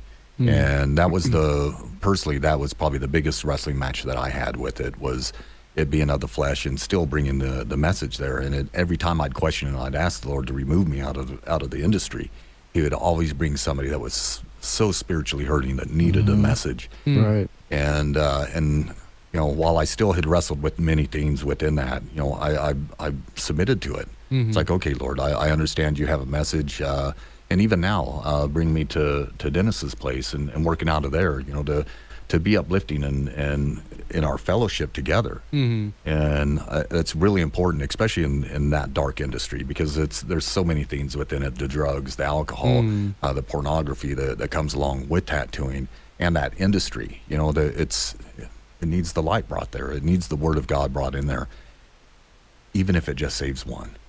That's interesting. And I want to kind of turn this all around the table, particularly to you, Pastor Terrence, because you've definitely taught me a lot being the pastorpreneur and my own struggles with being, a businessman, but also being in the ministry. And then, you know, where did those things meet? Because again, like we were also taught growing up, a lot of us in the church community, that the making money can be a bad thing. Wow. You know, like money's the root of all evil, and like there's more likely that a camel is to pass through the eye of a needle than a rich man making it into heaven. All these other kind of things that, you know, in the same vein, where if you take it the wrong way, you could really be lost in life and finding where your calling is. And I know, even doing this radio show, being in the media, being in business once again, even though it is a part of our nonprofit organization, I find myself, like you're saying, in these lands that I don't want to find myself in, with, you know, people that aren't into really what I'm into. Right. And I have to find my way back to, you know, where God put me on, and not get too lost into that other stuff that is part of the culture. Yeah. So, I mean, there's two things you said. A lot of people miss a word. And the Bible says not that money is the root of all evil, but the love of the money is the root of all evil. So if we love anything more than we love God, God is a jealous God, and he's going to have a problem with that. So he doesn't have a problem with us having resources and money. He knows we need the resources and money to impact the community. How can we impact the community if we don't have the necessary resources as believers, right? And then the second thing, I was at a conference recently, and they were talking about that Jesus said, "I'm about my Father's" what? Business. And so business is a part of building the kingdom. It's called the marketplace. So God allows different people to have different gifts, different talents, and different abilities. And so you're called to the marketplace. You know, that's why they call me the pastorpreneur, right? I'm fully called to the ministry and preaching of the gospel, but I'm fully called to the marketplace and making an impact in both arenas. And I had to come to a place myself to accept that being an entrepreneur as a pastor was okay as well. So the more I learned the story of, you know, Jesus said, look, why was I placed here? Did you not know that I would be in my Father's house doing my Father's what? Business. In my Father's business. So I hope that speaks to that for you. And you, Dennis, I guess kind of bring in kind of where you've handled that conflict within whatever kind of like the community or church community teaching you that tattooing was bad or this was a sin and this was wrong, and where you found peace and then turned it into a ministry and kind of turned what was considered a societal disability and turned it into a superpower? In the 70s, tattooing really wasn't very popular. Actually, it was quite tabooed, and my parents kind of were really down on the fact that when I came home from the military that I had this tattoo. Mm-hmm. Now you're an outlaw. Well, it's sort of like. I wasn't when I was in the military, but the hard part was after I got out of the military, and I was during the war in Vietnam, so there was a lot of scars that was going through the country, of a lot of hurt from a lot of people. And the tattooing actually became an expression, a way to express my hurt. Okay. Sure. And I started to get tattoos because I was going to then, like I was punishing my parents for getting a tattoo. I hear you. Yeah. And then it put me into a group of people. Okay. That you were considered not favorable. Outlaw. Well, just and then the charge was, well, I thought you were a Christian. Right. So how can you be a Christian and be getting these tattoos and worshiping the flesh? Yes. And how have you turned that into a ministry today? I loved what you said. Sometimes people come to you to get a tattoo, and the first thing you ask them is, what question did you tell them? I would ask them, where are you with the Lord? Mm-hmm. And why are you getting a tattoo? Right. What is this significant for? And the spectrum of how many just answers to that question is unlimited. Okay? People are searching to be noticed. Right. They're wanting an identity. Okay. And so the tattoo becomes that mark of an identity. Okay. I'm an Eagles fan, or we just kind of like someone can start to see who they think we are through the tattoos. Okay. Yeah, and I think I'm really starting to kind of see the connection between what you do, your ministry, and my ministry, because something we say within working with the unhoused population, just the disenfranchised population, is we try to meet them where they are. Mm-hmm. For sure. And certainly I work with I run a homeless veteran transition program, and I go into the tunnels where not too many people in this city even know exist. There's some and try to tunnels. Yeah, they are. Yes. And I try to meet people where there are, and because I do that, I'm able to reach them and help them reach God and help them find Christ. That's right. In a way that maybe nobody else can. That's so true. So I see now, even though I regularly battle with tattoos good, tattoos bad, tattoos good, tattoos bad, I can see from a ministry standpoint whatever it takes to get God's people to Him. Put it in my arms and let me do it. Yeah. I've been doing this a long time, since the early 70s, 71, I think, when I first marked someone. And raised in a good Christian home. I say raised Christian, I was taught Christian values, Bible studies, and being there all the time with the family. I grew up in that environment. Mm-hmm. So one last time, how can people get a hold of both of you guys? Well, I jokingly say I'm my own domain. Mm-hmm. And it's DennisDwyer.com. Awesome. Thank you so much, You can Dennis. also type in tattoo artist, and then locally I'm up on the front page or so. Awesome. And then what about you? My number is 520-243-0312. All right. Well, if you like tattoos, which I know you do, give them a call or go to DennisDwyer.com. This is the Tucson Church Radio, brought to you by Good to Great Ministries. I'm Pastor John McClain here with the pastorpreneur, Pastor Terrence, and we'll catch you next week. The Common Good Radio Show.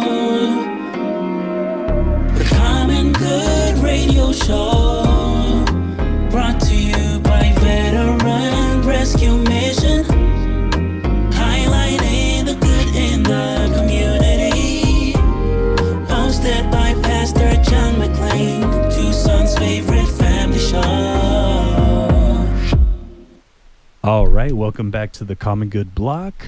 This is the Hispanic Alliance Radio Show. I am your host, Andres Ruiz, with the Pastor John McClain. Yes, sir. And we missed you last week, man. So. I missed you. I always missed you. And you just got back from a little vacation with the family. I haven't heard the deets on that, but I look forward to hearing about that. You'll hear the details, but I can't wait. We'll get to that. Yeah, it was fun for sure. But yeah, I'm really excited to have some very special guests today. But the first guest that we have, I met her a couple of weeks ago. I can't believe it's already been a couple of weeks, man. Time flies when you're having fun. Yes. Actually, just a quick note on that. Particularly as an adult, we say that as a kid, like time flies when you're having fun. But I think as an adult, time flies when you're productive. Like I think we were talking about this the other day, possibly, where it's like when you're actually doing stuff and being successful and knocking stuff out, time flies. But when you're not, and you're doing the wrong stuff, like it seems like you're so bored and time's crawling by, and it's just like things taking forever. Yeah. Yes. That's all I got. I agree. No, yeah, and I'm very grateful that we're doing this together. We're helping each other out. I'm very grateful for you, man. So yeah, not you, brother. I appreciate you, man. Okay, cool. So we have in the studio Lucrecia Nuno with Realty Executives Arizona Territory. So welcome to the show. Thank you for that having is a cool me. name. I'm going to be saying that name all day. I like her name. Lucrecia Nuno. I can say that all day long. That's like a tongue twister. He always I butchers love that. names. So Lucrecia Nuno. Okay, so yeah. Yeah. No, and I asked her like, hey, do you mind telling me like what your actual name is, because it says Lou, but she's like, I just don't say it because a lot of people have trouble with it. They like, butcher it really? constantly. But, well, shame on them, because that is the most beautiful name in the world. There you go. And I'm going to be saying it all day long. Just go for it. Just wrap it out. Lucrecia. Yeah. And I'm not. And one, I'm a name butcher, and two, my Spanish dialect is horrible. So for me to be able to say that as smooth as I can, it speaks to the beauty of the name. So, thank you. Thank you, truly. John's always trying. You got to give him some love for that. Cool. So, just to get things started, Lucrecia, tell us about the company you work for and what inspired you to do the work that you do. I think what I love about Realty Executives, I started out with them, and I think what they have what I've only known, I should say, is the knowledge within the brokerage. Okay. No two transactions are the same, and they are just so powerful at helping us in any situation. Okay. You never feel stuck. You never feel like you're alone. So, and why I do what I do is helping families. When it comes to your home, that's your safe space. That's your safe space. Yes. And finding the right home for somebody is just the most powerful thing you can ever do. Absolutely. I wish everybody could see that light when they walk into the house and just know it's theirs. It's beautiful. Yeah, that's awesome. I love that. So people talking about people wanting to buy a house, trying to get that dream home. How does someone start the process of buying a home? So the first step I would tell people is to know how you're going to buy the house. If you're going to buy it cash, make sure you have that cash and proof of that cash. So someone can't come to me with a bucket of money and be like, I want to buy a house. We got to show where that cash came from. Okay. Or know if you're going to finance it and how you're going to finance it. Well, if someone does come to you with a bucket of money, you let me know, though, okay? Yeah. Bucket of nickels. So just knowing how you're going to buy the house and then getting pre-approved if you're going to get financed is super important to know your buying power. Okay. Yeah, no, for sure. That's definitely really important. And when people are looking to buy that home, like what should people look for when they're choosing like a real estate agent like yourself? Like what are some things that they need to look out for? I think just like when you look for a doctor, an attorney, a professional in their field, look them up, see what they've done, see if, I mean, now with social media, it's so easy to look someone up, see what their content is, make sure it aligns to what you're looking for. If you feel like you know them, you know they're a good fit because you will work with someone that you know, like, and trust. Absolutely. Yeah. And I feel like, when I see your content, like, I feel like you are bringing that know, like, and trust factor because it's like your energy, it shows. And I mean, your energy shows right now as well. Thanks. So I think that's really important for people to see when they're like, okay, yeah, this person, like, I feel good and I feel the energy. And you're also providing tips, for people before they even work with you, which I think is very helpful. Oh, thank you. Yeah. I mean, because, just people, they're just so confused with the process. I mean, thankfully, by God's grace, me and Andreas are both homeowners. But for people out there that are first-time home buyers, have never bought a house or considering buying a house, what are some common mistakes that first-time home buyers are making? Oh, my goodness. I wish I could get all the first-time home buyers into one room and be like, guys, don't go shopping for a house before you know what you can qualify for. Because you can't unsee a house that you see that's $500,000.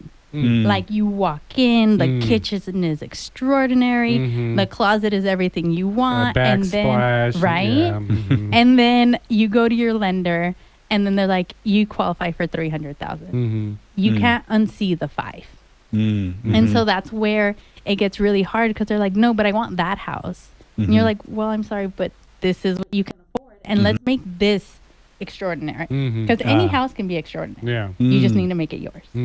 Yeah, no, for sure. And I think that that's something that a lot of people are just thinking, like, they want to force something that you said they can't afford, and it's like almost all or nothing. If I don't get this, then I don't want anything at all. So yeah, no, definitely, that's huge. Now, in regards to like the pre-approval, like, why is that so important for the buyers? So it's super important for buyers to get pre-approved, for one, because you know what your buying power is. So, and when you see numbers on paper, it's real. So if you tell the lender, I only want a payment of $1,500, they work backwards to show you what you qualify for. But that's good. If you don't do that and you're like, let's just go see houses. For one, even if you walk into a house and you fall in love with it, I can't do anything until you have a pre-approval. I can't make an offer without a pre-approval. So we're basically shopping blind. Oh, yeah. So that's the best way to describe it on why it's so important to get pre-approved. Yeah. So, and tell us, like, how long does it typically take to buy or sell a home? So that's a super loaded question because when it comes to selling a house, as long as you're priced right, because that's super important. You're priced right. You know the market, so you know what's selling at what price, and you have the right marketing to the right audience. You can sell a house pretty quickly. An agent has to stay on top of it. If it's not moving, let's do this. Let's do that. You have to have a bag of tricks in order. And I don't want to say tricks, not to trick the audience, I get it. But be innovative. Think outside the box. And then when it comes to buying, as soon as you find a house, it can take you between 3 to 4 weeks, depending on your lender. Okay. If you have a great lender, you can close quick. Yeah. Okay. Yeah. Good stuff. And one thing that I want to ask you is, like, tell me more about this acronym that you use on a daily basis. Oh, it's HOPE. So I learned it from Jen Gottlieb. I don't know if you've ever heard of her. She Sounds is familiar. a keynote speaker. She's incredible. She has a book out called Be Seen. Okay. I say anybody should go read that. It's amazing. Okay, that sounds. Write it down. Write it Yes, down. it's incredible. It's being the most authentic you. But HOPE stands for help one person every day. So you remove yourself from the actual thing. Like, I have to make calls. I have to do this. I have to do that. When you remove yourself from it and you're like, I get to help here. I get to help there. Let me bless this person. So whether I'm helping someone in a real estate transaction, at the grocery store, or just smiling at someone or giving them a compliment. It's kind of like, it reminds me kind of the book, The Go-Giver. I don't know if you've ever heard of that one. I haven't. Put I that have on to your write list, that The one. Go-Giver, for sure. And how can people get a hold of you if they want to utilize your So I'm all over social media. You can look up Lou Nuno or Your Sparkly Realtor, and I'm pretty sure when you click on me, like glitter will pop out of the screen. I love glitter. Or you can call and text me at 520-860-0454, and I would love to help. Thank you so much, Lucrecia. Oh, thank you. There you go, Lucrecia. Yeah, absolutely. Thank you so much. Honestly, it was. Thank you guys. Absolutely. Yeah, this was awesome. Thank you for being on the show. I really appreciate it. And yeah, definitely check her out. She's amazing. Like, I've seen her stuff on Facebook, and you know, all the stuff that you're posting is really positive, and I think we need more of that energy. So, you know, I really appreciate. Oh, thank you. Likewise, I've seen your stuff. I mean, positive attracts positive, right? Yeah, absolutely. That's it. That's why we're here. Yeah, for sure. Yeah. So, yeah. And then just a quick announcement that I want to make. You know, we're having this amazing networking event May 3rd. And it's going to be from 9 to 11 a.m. at the Arizona Sands Club. We're going to have Cedric and Jen presenting there from Novus Vita. So check them out. And then you're also going to be able to highlight your business, talk to the people who are in the Hispanic community and also non-Hispanic community. We're bridging that gap. So if you want to check it out, please, you know, you can reach out to me, or you can also check it out on Facebook. We have the event there, and Lucrecia was there. Yes. You know, we loved having her there, but yeah, check it out. But yeah, thank you again, Lucrecia, for being on the show. This is the Hispanic Alliance Radio Show. We will be right back after this. Lucrecia. There you go. Lucrecia. Yeah, he's gonna be waking up. He's gonna be dreaming about Lucrecia. The Common Good Radio Show. The Common Good Radio Show. Brought to you by Veteran Rescue Mission. Highlighting the good in the community. Hosted by Pastor John McClain, Tucson's favorite family show. All right, welcome back to the Common Good Block. This is the Hispanic Alliance Radio Show, and in our second segment, we have two very special guests. And you know, these two people, I actually met Cedric at the Arizona Sands Club, and we really hit it off. We after the event, we went downstairs and we talked a little bit. It's hard to not hit it off with Cedric, though. Yeah, he's just such a charming gentleman. Yeah, no, for sure. We had a really good conversation, and you know, we just chatted it up, and I was like, oh, this guy, I like his energy. So I'm glad that we have him on the radio today. So we have Cedric and Jen. And I want to try this. I look forward to hearing this. I can't wait. Mufaranzima. You combine the two consonants. Furanzima. Furanzima. It's rough. Did I get it? Yeah, you Furanzima. got it. Yeah. Thank you, sir. Awesome. Fast learner. Yes. He is. He's the one who's good with names. Don't even let me try. Like I will butcher Smith. So. Oh my God. Yeah. No, Smith. Yeah. Don't let this guy say your name. Yeah, but so we have them there with Novus Vita, and you know, just really happy to have you guys. How you doing today? It's been a busy day, but busy is good. You know? Busy is good. Busy is better than bored. Saying, yeah. There you go. Yeah, but so Cedric, tell us about like what inspired the focus on integrating mental health, trauma, and substance use disorder treatments at Novus Vita. It stems from our own personal lives. We've seen families struggle. The country is going through what amounts to a pandemic of some sort. It's been many years in the making, and we see so much suffering in our own families. We see so much suffering around us. So we combine our combined skills, our years of experience working with folks with developmental disabilities, a little bit of background in psychiatric services. Jen used to work for a psychiatric hospital, and we were all wanted to be a solution, not to be a burden, or to add something to improve people's lives, to see lives get better. So it wasn't, it didn't take too much, but we realized, okay, we are here, we're moving to Arizona, we have what it takes. Let's go ahead and create a value for this community. Yeah. So originally, where did you guys come from, like to Arizona? We moved to Arizona from Maine. Oh, okay. Wow. Yeah, So those are about the same thing, right? Yeah. Pretty close. Yeah. Did you know that Maine is the state that is closest to Africa? You know what? You are right. Yeah, I played a history game, and that's one of the answers in the history game that we play. Yeah, closer than Florida actually, because how it's shaped. Yeah, interesting. Yeah, you are right on. Yeah, I know this little tidbit. That's all I got. I'll see you guys next time. There are way many Africans in Maine. You'll be surprised. Yeah, interesting. Okay. Yeah. 5,000 Rwandans. Other communities I can't even count. Yeah, and I mean, and a small curveball on this one, just because as soon as I met Jen after meeting you, I was like, oh, another powerhouse couple like me and my wife. Cool. So kind of to continue on that story where you guys moved here from Maine and kind of like, not only were you guys a powerhouse couple and you guys can kind of do a good amount of work, it seemed like you found other powerhouses and assembled this Power Ranger team to fulfill kind of this need that you saw as soon as you came here. Yes. Jen, you want to speak more about that? Yeah, we've been fortunate to meet some really great folks, and we were able to engage with a therapist who has years of experience, and a community outreach individual who just has the most amazing energy, and she's purple all over. That's her color, so she kind of exudes that. It's royal. It is. It's very royal. Yes, Absolutely. and we found some very smart people that enjoy the idea of working with us from the ground up, because we're a baby agency still. We're still blossoming and growing and learning our way, but it's nice to find folks that are willing to kind of take that leap of faith with us. Yeah, that's awesome. Yeah. So Jen, tell us about how does Novus Vita personalize its approach to ensure it's truly centered around the person's needs.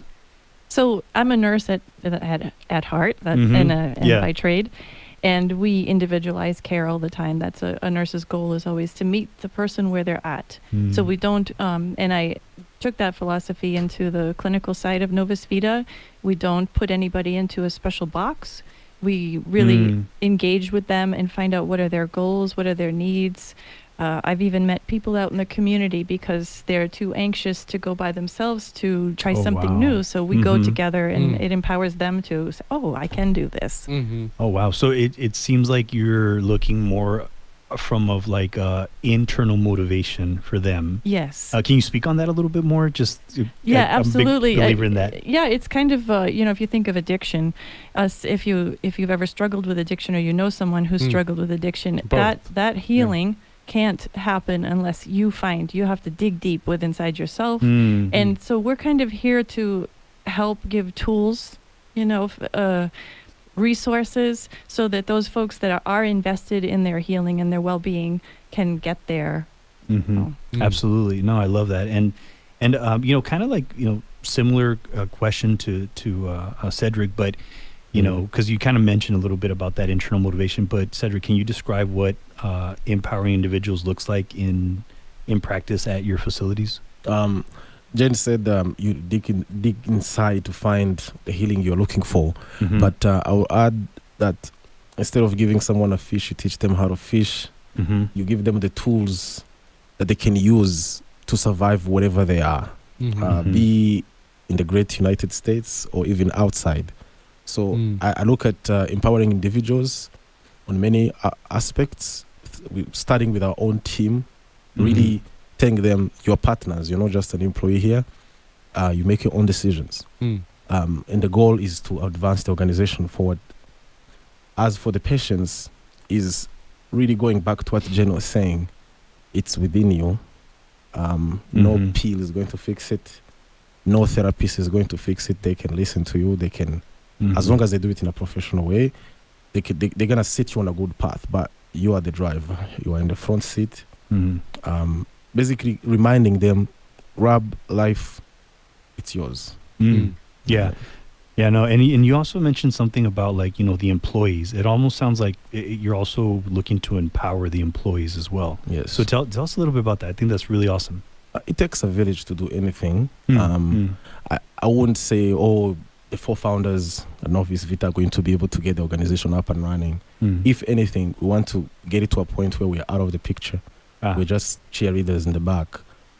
We were lucky to find very good people, and we want to to empower them in meaningful ways, not just a paycheck and all that, but to put them in a position where they know they are to make sure they get to the point they behave like the owners, where nobody has to remind them anything. They're proactive, they're self-driven. I think we try to recognize their individual gifts too. You know what your strengths, where your strengths are, and it kind of allows people to feel empowered to take control of that position. Like we bring people in and we tell them we don't want to have to tell you how to do your job. You tell us how to do your job, or how you're going to do your job.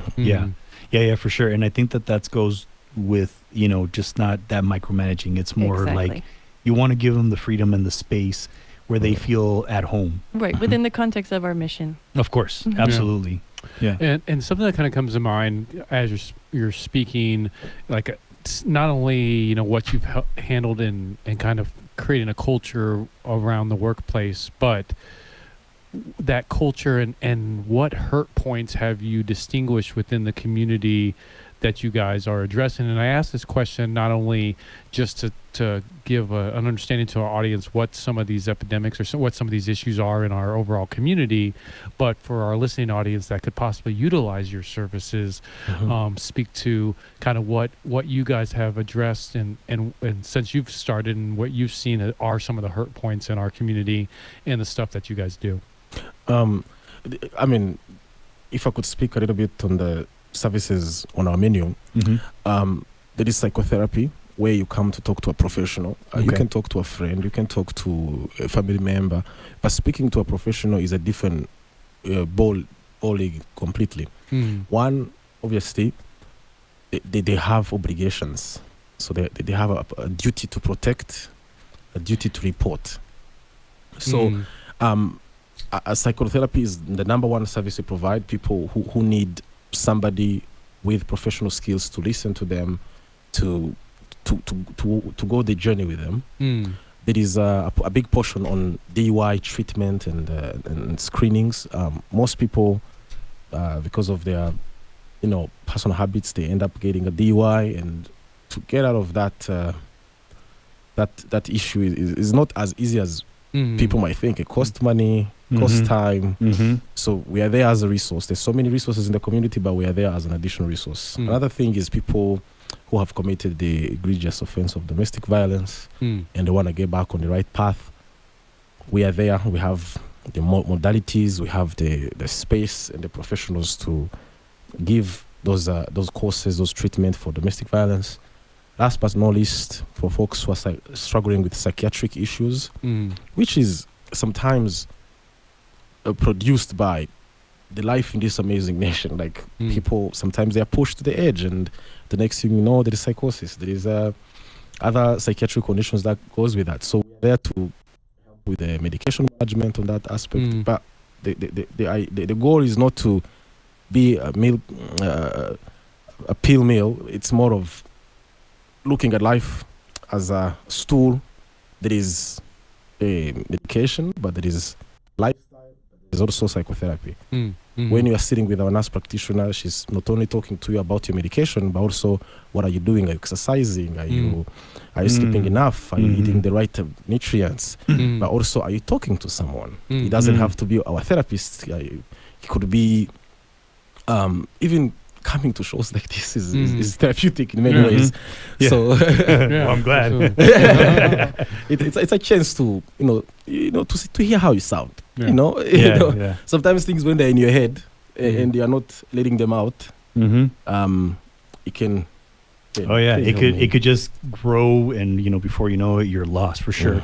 But man, this has been like really cool, and I really love your approach.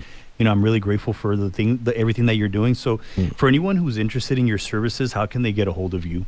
They can call us at 520-989-8482. Okay. We're at www.novusvita.net or Jen, Jen, at novusvita.net.